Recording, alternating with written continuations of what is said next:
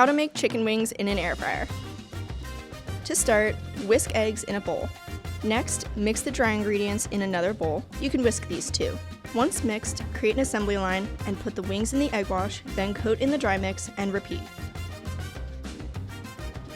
After that, put the wings in the air fryer and spray the basket with cooking spray. If possible, make sure that the wings aren't touching. To fry the wings, set the fryer to 360 degrees and for 12 minutes, then flip with tongs and fry for another 12 minutes. Toss the finished wings in a separate bowl with sauce to coat and serve.